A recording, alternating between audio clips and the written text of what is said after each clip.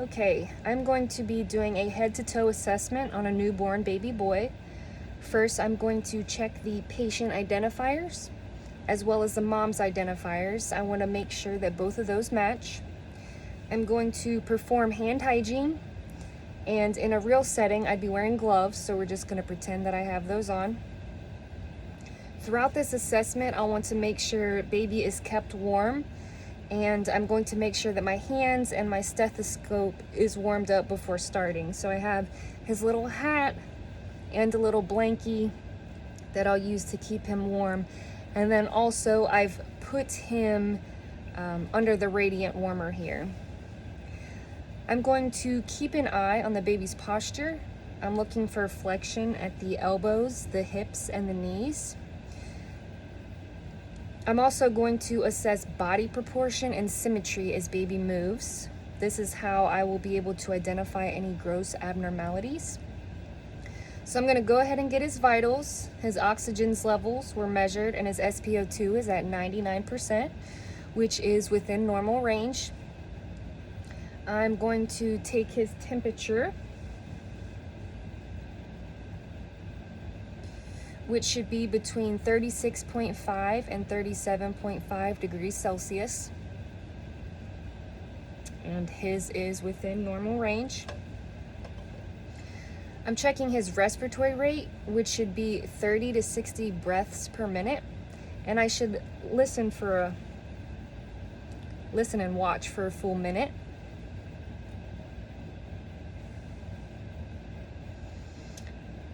So I want to assess the breathing pattern. I'll look at the chest and the abdomen. I want to make sure that those two are moving together. And now I'm going to listen for breath sounds, starting with the upper lobes, and I'm going to move bilaterally.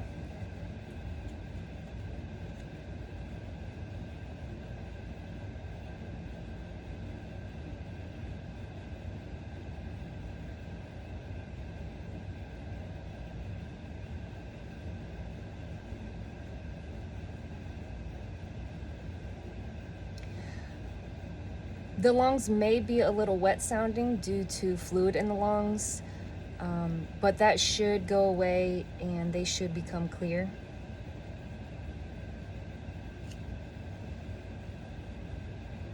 You also want to be aware of signs of respiratory distress, which includes nasal flaring, grunting sounds, or retractions of the chest, which they kind of get sucked in. A slightly irregular rhythm is normal in newborns unless there are pauses in breathing for more than 20 seconds. So he's pretty quiet right now, so I'm going to listen to his heart. To do this, I'll follow the point of maximal impulse and place a stethoscope there.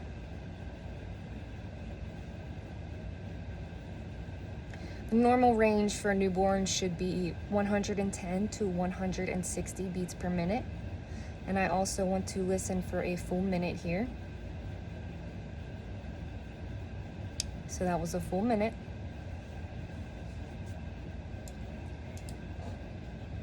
Now I'm going to get his weight.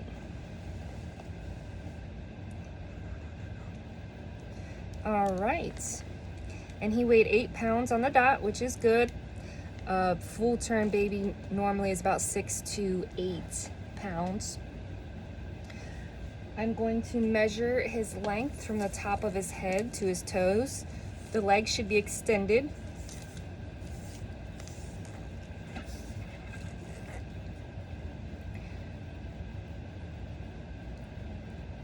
The normal range for length is 48 to 52 centimeters.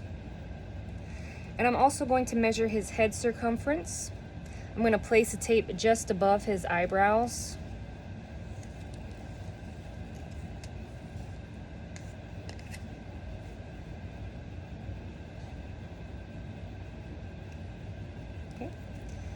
And then also his chest circumference, and this is taken around the nipples.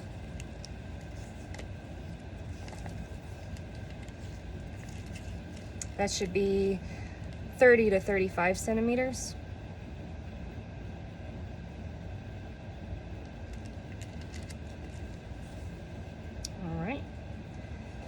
So now I'm going to gently support the baby's head. I'm going to gently palpate the anterior fontanelle, which is a diamond shape right here on top.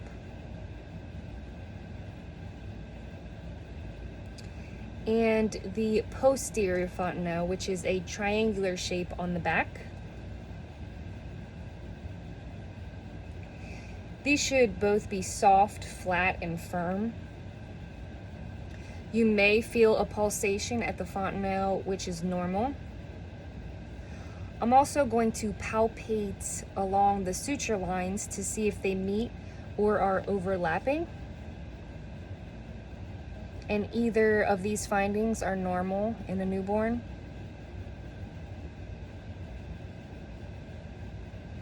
The hair texture is usually fine and silky. And I want to assess his overall head shape. It can be caput or cephalohematoma or molding. Caput is the fluid buildup. Cephalohematoma is the blood buildup, and then molding is when they kind of stick in the birthing canal too long and they get that cone head shape, which that one's fairly common. But you don't want any fluid buildup on the top of the head. That is not a normal finding. I want to assess his facial symmetry. Usually it's best to assess when the baby's crying so you can get a good look.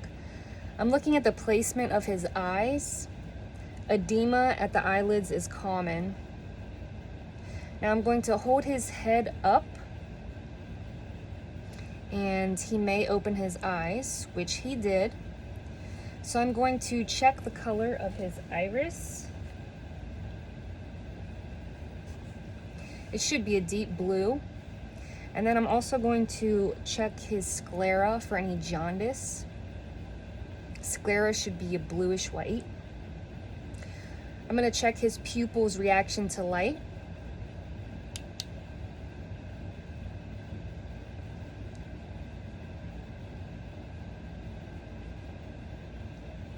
And I'm looking for constriction of the pupil there. And I'm also checking for any strabismus. Typically, you want the eyes to be straight, but some strabismus is not abnormal. Okay. And his ears, I'm going to check the shape and symmetry by measuring the outer canthus right here to the top of the pinna. So this is a little different here, but can get what I'm saying. So it's normal when the pinna is at or above this line. So just imagine that line from the outer canthus to the top of the pinna. I also want to check the firmness of the ear. I'm going to fold it and see if it springs back in place, which it should.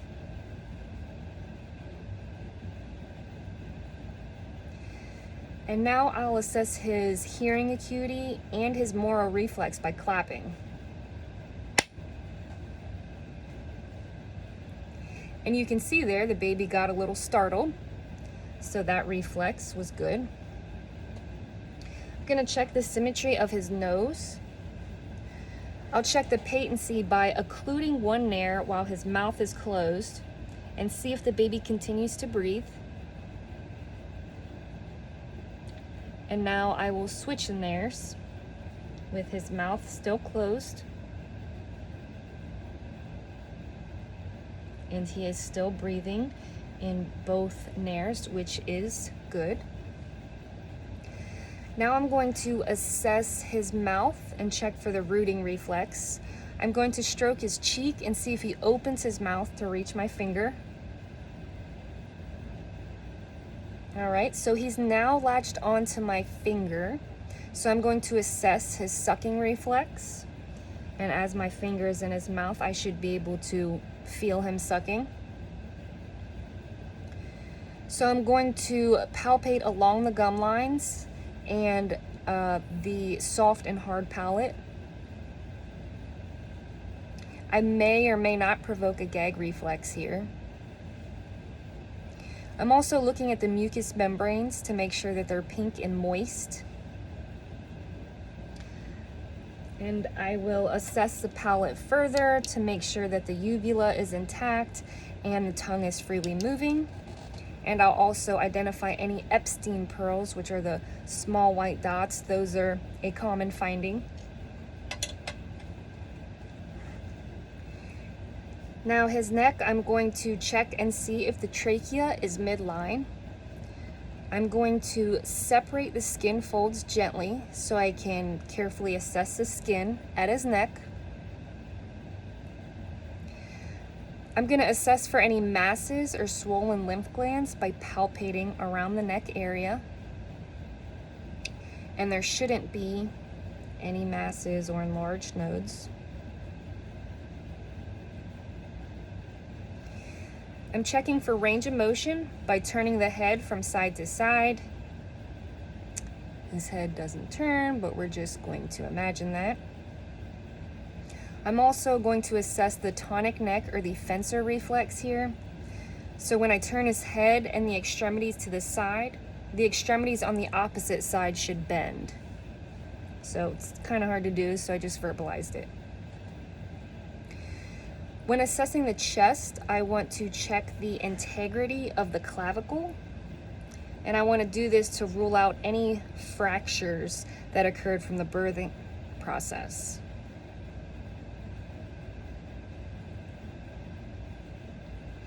I'm going to assess his breast development, the number of nipples, which he has 2, which is normal. Sometimes there may be a supernumerary nipple, a 3rd nipple.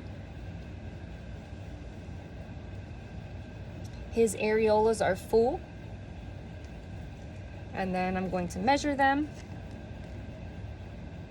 They are a half a centimeter. Breast engorgement in males and females is normal due to hormones, but it can subside within a week or 2. Also, there may or may not be some nipple discharge as well, also due to the hormones. Now I'm going to check the shape of his abdomen. It's normal for his belly to be a bit round because of developing organs inside. So I'm going to listen to his bowel sounds.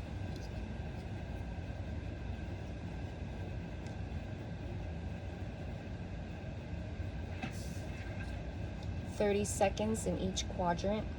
Unless it's abnormal, then I'll listen for a full minute.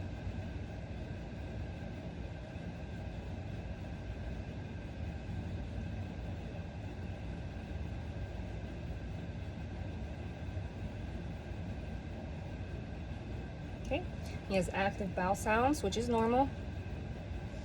So I'm going to palpate in a clockwise direction around his abdomen. I'm going to start with a soft palpation, and then I will do a deeper palpation.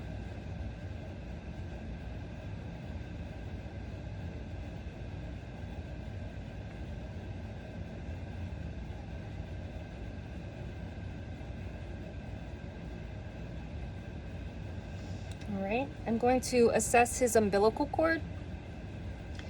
Make sure there's no signs of infection and identify the number of vessels in the cord. There should be 3, 2 arteries and 1 vein. And that looks good. His skin will have vernix if he's fresh out of utero, or lanuga on different areas of the body, like on his shoulders or his ears, or his back. Those are common findings. He may have little white spots around his mouth and on the nose called milia. I want to feel the texture of his skin to see if it's smooth or if it's dry or peeling. Typically it's pretty smooth, but peeling and dryness can occur. usually if they're in utero longer. I'm looking for any presence of red spots, like bleeding, which is abnormal, or birthmarks such as stork bites, which that's on the back of the neck. That's normal. And in darker pigmented babies, you can see Mongolian spots, which are normal. Modeling of the skin is normal. It's kind of like a lace-like pattern on the skin, and you can tell that by blanching the skin and see if it returns. Also, acrocyanosis is normal. When the hands and the feet are more blue in color than the rest of the body stays pink. The skin may appear jaundiced at first, a yellowish, which is common. It typically resolves within a few days. And I'm going to assess the turgor. So I'm going to gently pinch the side of his stomach, and it should snap right back into place. Right, now I'm just going to feel all along his extremities. I'm going to feel for bones and for muscle mass, as well as assess his joints for full range of motion.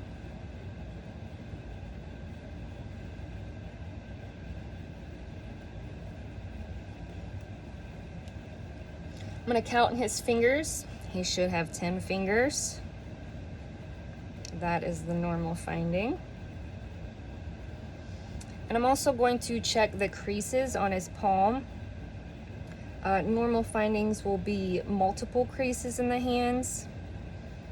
If it's just a single crease, that is abnormal. Also going to check out his fingernails.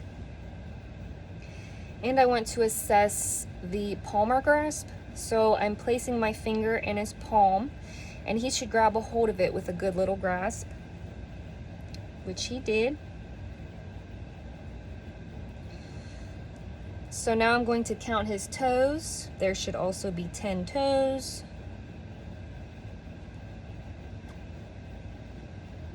Check toenails. Check the creases. And I'm going to check the plantar grasp reflex. So I'll place a finger on the back of his toes, and his toes should curl. And now the Babinski reflex, I'm stroking up the heel towards the pinky toe, then towards the great toe. And when I do that, his toes should flail out, which they do. So that is normal. I'm going to check the femoral and brachial pulses. So both sets of pulses should be equal bilaterally and equal in strength between the four of them.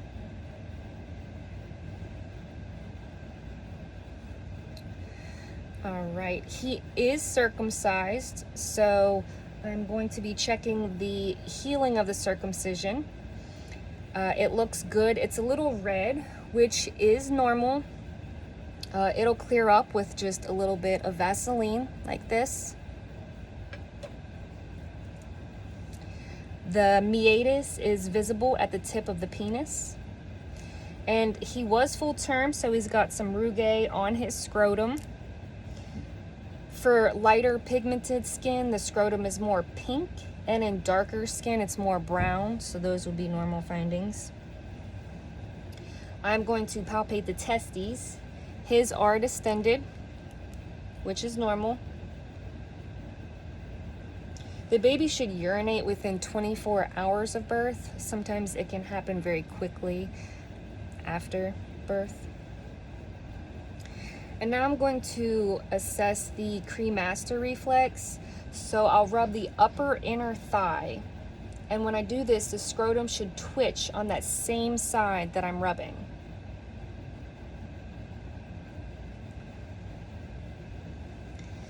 All right. And I'm going to assess his hips. The knees are equal in height, as well as his length of his legs, so that is normal.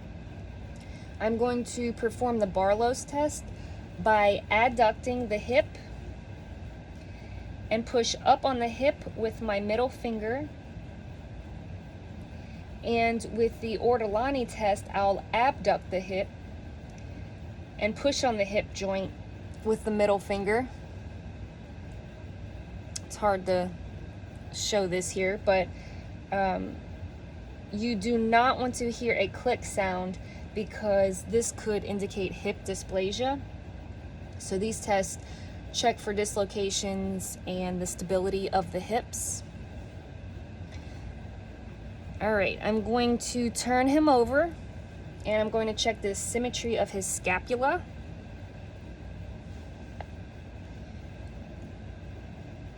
So his scapula is symmetric. The spine should appear straight and intact. I'm going to palpate along his spine to feel for each vertebrae.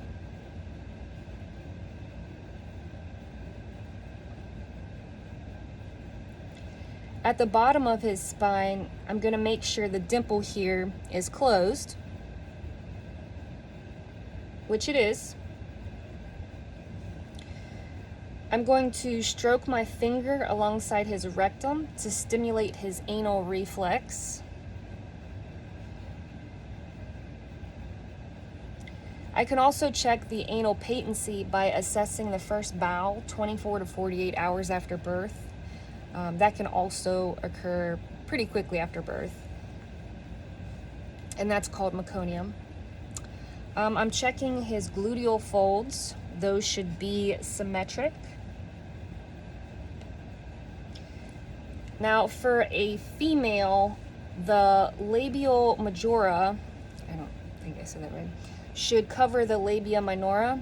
It's normal to see some swelling of the labia majora, so you would want to spread the labia apart and gently exert downward traction to assess the urethra and the vaginal opening. It's not unusual to see white or bloody discharge after birth. That's a result of withdrawal of maternal hormones. And then one more reflex. It is the stepping reflex. So I'm just gonna hold him up like this, and you can see that his feet are extending as I'm letting them touch the surface on the table, and that is a normal response. So I believe that that concludes my head-to-toe assessment on this guy. So I'm going to put his hat on, gonna put his blankie on, cover him up, and I am going to give him back to mom.